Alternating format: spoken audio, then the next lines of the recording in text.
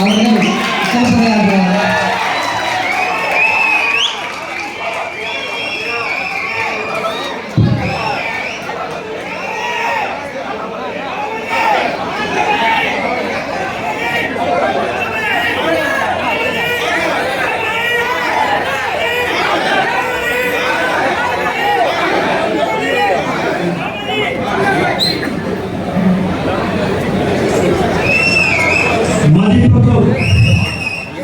மரியாதைக்குரிய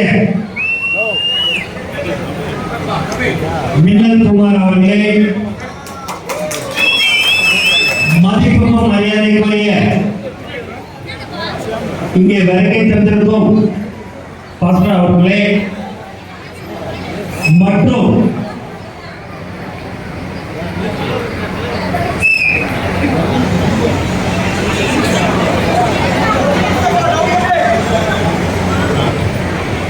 அணித்தலைவர்கள்,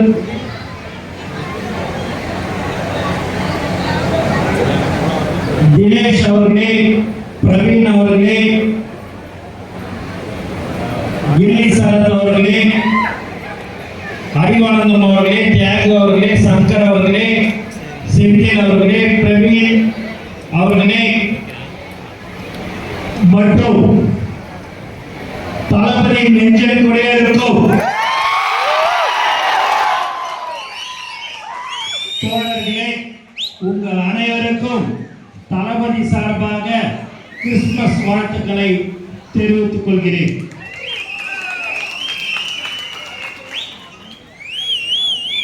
உலகம் முழுவதும் கிறிஸ்துமஸ் விழா பண்டிகை கொண்டாடப்படுகிறது. அந்த பண்டிகை நாளில் பல்வேறு உதவிகளை செய்து கொண்டிருக்கிறோம். ஒரு விழாவாக கிறிஸ்துமஸ் விழா நடைபெற்றுக் கொண்டிருக்கிறது. இந்த விழாவை எல்லா இடத்துலையும் நீங்க பாத்தீங்க அப்படின்னா பெரிய பெரிய பள்ளிக்கூடங்கள் எல்லாமே நீங்க பாத்தீங்கன்னா ஃபாதருங்க அந்த பள்ளிக்கூடத்தை நடத்துவாங்க, சிஸ்டருங்க நடத்துவாங்க. அவருடைய அர்ப்பணிப்பு ஒரு மிகப்பெரிய அளவில் இருந்து கொண்டிருக்கிறது. குறிப்பாக இந்த கிறிஸ்துமஸ் விழாவை நம்ம மின்னல் குமார் சொல்வது போல் வருடம் நாங்கள் கொண்டாடுவோம் என்று சொன்னார். அதற்கு இந்த நேரத்தில் அவருக்கு நான் இந்த தமிழக வெற்றிக்காரர்கள் சார்பாக அவருக்கு நான் வாழ்த்துக்களையும் நான் நன்றியும் தெரிவிக்கிறேன். 2 நாளைக்கு முன்னே தான் இந்த விழா ஏற்பாடு செய்ய போறோம், வரீங்களா அப்படின்னாரு. தளபதியோடைய பேர்ல எந்த ஒரு விழாவுக்கு நீ கூப்பிட்டாலும் நான் வர போறேன். அதுவும் கிறிஸ்துமஸ் விழானா கண்டிப்பா நான் வந்தே ஆவேன். நான் தளபதிக்கு அனுமதிப்பது கண்டிப்பாக வருகிறேன் என்று சொல்றேன். இன்று நான் வந்தேன். இந்த விழாவை மிக சிறப்பாக ஏற்பாடு செய்திருக்கிறார்கள் மின்னல் குமார் அவர்களுடன் இருக்கும் நண்பர்கள். இதை மிக சிறப்பாக செய்திருக்கிறாங்க. உண்மையாகவே சந்தோஷப்படும் ஒரு விஷயம். மேலும் எங்களுடைய தமிழக வெற்றி கழகம் ரசிகர் மன்றமாக இருக்கும் போதும் சரி, நற்பணி இயக்கமாக இருக்கும் போதும் சரி, மக்கள் இயக்கமாக இருக்கும் போதும் சரி, தமிழக வெற்றி கழகமாக இப்போது இருந்து கொண்டிருப்பதும் சரி, கடந்த 30-32 ஆண்டுகளாக மக்களுக்கு நலத்திட்ட உதவிகளை வழங்கியிருக்கிற ஒரு கட்சி தமிழக வெற்றி கழகம் என்பதை 30 வருடத்திற்கு முன்பாக இங்கு இருக்கிறோம் நண்பர்கள் எல்லாம் தளபதி இந்த உச்சத்துக்கு வருவார், தளபதி கட்சி ஆரம்பிப்பார், தளபதி 27 முதலமைச்சராக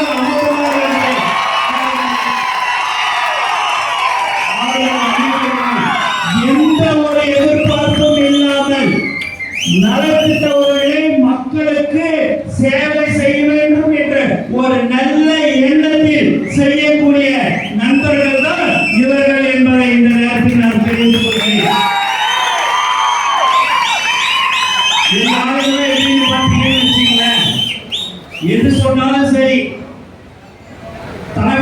அறிவுறுத்தலின்படி இதை செய்யணும். பட்டினி தினம் இன்னைக்கு இதை செய்யணும்னுட்டு நாளைக்கு பட்டினி தினம்னா உலக பட்டினி தினம்னா அதுக்கு முன்னாடி ஒரு நாள் ஒரு மெசேஜ் தான் போடுவேன். நீங்க பாத்தீங்க அப்படின்னா ஒரே நாள்ல ஒரு 1.5 லட்சம் பேர் தமிழ்நாடு முழுக்க அவங்க அன்னதானம் பண்ணுற ஒரு கட்சி தமிழக வெற்றி கழகம்.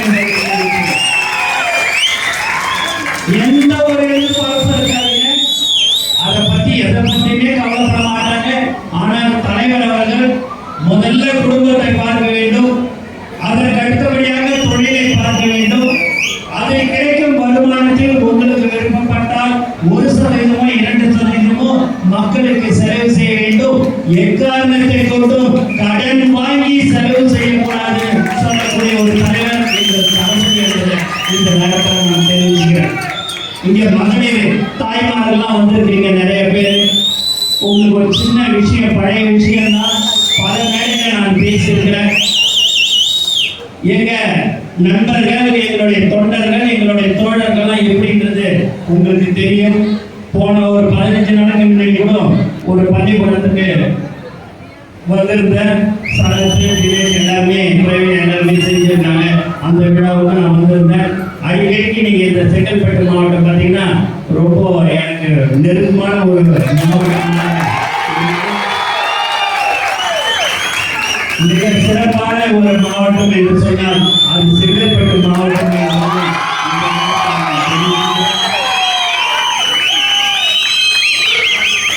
திருநெல்வேலியில பழனிச்செல்வின்னு ஒரு சகோதரி, அவங்க பிடெக் படிச்சுட்டு தமிழ்நாட்டில் வேலைக்கோசம் திருநெல்வேலியிலிருந்து இங்க வந்தாங்க. வந்து ஒரு 15-16 நாள் தான் இருக்கும். அந்த பொண்ணு காலையில டியூட்டிக்கு போறதுக்கு 6 மணிக்கு ரூம்ல இருந்து வெளியில வரும்போது ரோடை கிராஸ் பண்ணும்போது ஒரு கார் இடிச்சுட்டு விடிய காத்தால 6 மணிக்கு இடிச்சுட்டு கார் நிற்காம போயிடுது. அந்த பொண்ணு அந்த பக்கத்தில் இருக்கிற ஹாஸ்பிட்டல், பெரிய ஹாஸ்பிட்டல்ல சேர்த்துட்டாங்க. சேர்த்து ஒரு 2-3 நாள் கழிச்சு அந்த பொண்ணு கொஞ்சம் வசதி கம்மி, அதனால அவங்களால அந்த ட்ரீட்மெண்ட் அங்கே பண்ணிக்க முடியாது என்ற மாதிரி தளபதியுடைய கவனத்துக்கு ட்விட்டரில் ஃபேஸ்புக்கில் யாரோ ஒருத்தவங்க போட்டாங்க. அவங்க ஃப்ரெண்டு சொன்னாங்கன்னு சொல்லிட்டு என்னை போய் அந்த பொண்ணுக்கு என்னான்னு போய் பாருங்கன்னாரு. ஐசியூவில் அட்மிட் பண்ணியிருந்தாங்க. அந்த பொண்ணை போய் பார்த்தேன். டாக்டர்லாம் வந்தாங்க. டாக்டர் வந்த உடனே என்ன சார் அப்படின்னு கேட்டேன். இல்லை சார், இந்த பொண்ணு அட்மிட் ஆகி 4-5 நாள் ஆகுது. அந்த பொண்ணு கோமா ஸ்டேஜுக்கு போயிடுச்சு. அதனால இனிமேற்பட்ட அந்த பொண்ணு கடவுள் தான் காப்பாற்று பண்ணணும். அந்த பொண்ணை நீங்க டிஸ்சார்ஜ் பண்ணிக்க, வீட்டுக்கிட்டு போயிட்டு நாங்கள் கொடுக்குற மருந்து மாத்திரையை அவங்க சாப்பிட்டா போதும். அது 5 வருஷம் ஆகலாம், 10 வருஷம் ஆகலாம், 15 வருஷம் ஆகலாம், 5 நாள்லயே ஆகலாம், எங்களுக்கு தெரியாது சார். அவங்களுக்கு வேற வசதி இல்லைன்றாங்க. அதனால நீங்க டிஸ்சார்ஜ் பண்ணிக்கலான்ற மாதிரி நாங்கள் பண்ணிடுறோம் சார் அப்படின்னாங்க. அதுக்கு எவ்வளவு பணம் கட்டணும்னு 2 லட்சம் ரூபாய் கட்டணும். யார் கட்ட போறாங்க? தளபதி தான் கட்ட போறாருன்னு. சரிங்க அப்படின்னு நான் தளபதி கிட்ட சொன்னேன். 2 லட்சம் ரூபாய் பணம் கொடுத்தாங்க. பணத்தை கட்டிட்டேன். பணத்தை கட்டின உடனே அந்த பொண்ணை ஆம்புலன்ஸ் ஏற்றிக்கிட்டு அவங்க அந்த ஹாஸ்பிட்டல் விட்டு வெளியில போகும்போது அவங்க அப்பா மட்டும் வந்தாரு.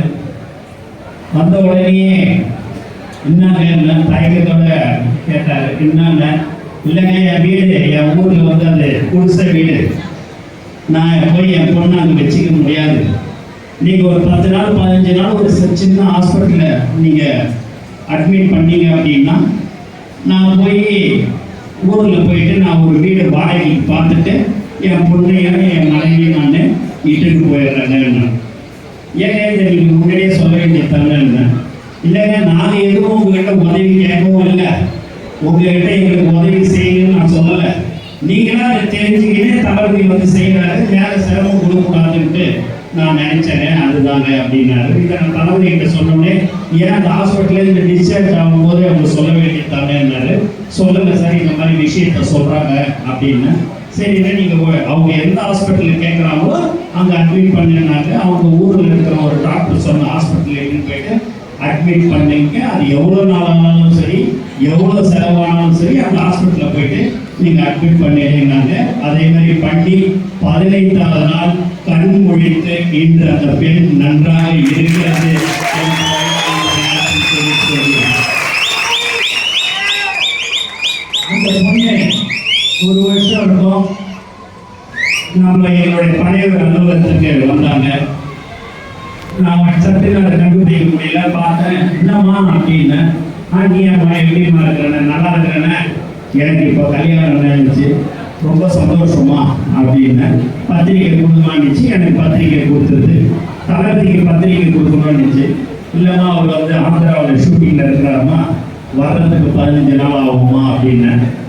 இல்லைங்க, நான் அவரை பார்த்து கொடுத்துட்டு ஆசீர்வாதம் வாங்கின்னு போகணும்னு நினைச்சு. கரெக்டு தான்மா, அவர் வர்றதுக்கு 15 நாள் ஆகும். அடுத்த புதன்கிழமை உனக்கு கல்யாணம். இன்னும் இருக்கிறது 1 வாரம் தான் இருக்குது. நீ ஊருக்கு போகிறதுக்கே 1 நாள் 1.5 நாள் ஆயிடும். நீ போய் கல்யாணம் பண்ணிக்கிறேன், நீ வாமா, நான் தளபதிக்கு வந்த உடனே நான் சொல்கிறேன். ஆனால் இன்னைக்கு நான் உயிரோடு இருக்கிறேன்னா அந்த தளபதியால் நான் மறுஜன்மையோட நான் இன்னைக்கு இருக்கிறேன். அப்படி இருக்கும்போது அவர்கிட்ட ஆசீர்வாதம் பண்ணாமல் நான் போக மாட்டேன்னு. காலையில் 10 மணி ஆச்சு, 10 மணிக்கு அது 9:30 மணிக்கு வந்து 10 ஆச்சு. சொன்னேன் சார்கிட்ட, தளபதிகிட்ட சொன்னோடனே நான் சொன்னேன்னு சொல்லுங்க, அப்புறமா ஊர்லேருந்து வந்தோடனே பார்க்குறேன்னு சொல்லுங்க அப்படின்ட்டு சொன்னார். சொன்னேன் 10 ஆச்சு, 11, 12 ஆச்சு. நான் போயிட்டு வாமா, நான் சொல்கிறது கேளுங்க. கல்யாணம்மா இல்லைண்ணே, எனக்கு கிடைச்ச மாமனார் மாமியார் என் வீட்டுக்காரெல்லாம் ரொம்ப தங்கமானவர். நீ என்னைக்கு தளபதியை பார்த்துட்டு வரையோ அன்னைய வரைக்கும் நான் காத்துக்கிட்டு இருக்கிறேன். உனக்கு கோசம் நான் எப்போ ஒன்றும் காத்துட்டு இருக்கேன். நீ வந்த பிறகு அவங்க நான் தாலி கட்டுன்னு சொல்லிட்டாருமா. நான் சொன்னதை கேளுமா, இதெல்லாம் விளையாட்டு விஷயம் இல்லை, இது கல்யாணம்.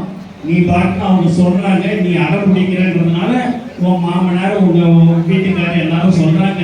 இருந்தாலும் இது நல்லது இல்லைம்மா, நீ போமா அப்படின்னு.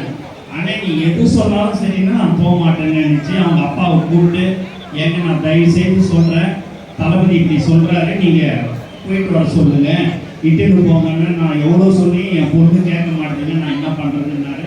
அங்கே பக்கத்துலேயே ஒரு சின்னதாக ஒரு ஹோட்டலில் போயிட்டு ஒரு ரூம் எடுத்து அப்பாவும் பொண்ணு தங்கிட்டாங்க. நான் திருப்பி தளபதிகிட்ட சொன்னேன், இல்லை சார் போக மாட்டாங்கன்னு. இல்லை நீங்கள் எப்படியாவது சொல்லி கன்வின்ஸ் பண்ணி அனுப்புங்கன்னாரு. அவங்க வீட்டு அந்த ரூமுக்கு போயிட்டு, நீ போயிட்டு வாங்க நான் சொல்கிறேன் அப்படின்னு. அவங்க அப்பாவே நான் கேட்குறேன், ஏன் இந்த மாதிரி உங்கள் பொண்ணு இப்படி சொல்கிறாங்க அப்படின்னு. இல்லை நான் போகவே மாட்டேன் அப்படின்னுச்சு.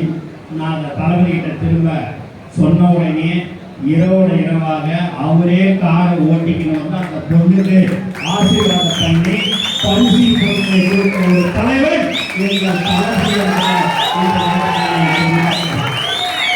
அப்பேற்பட்ட ஒரு தலைவர் கீழே எங்களை நல்ல முறையில வழிநடத்தி கொண்டிருக்கிறார்.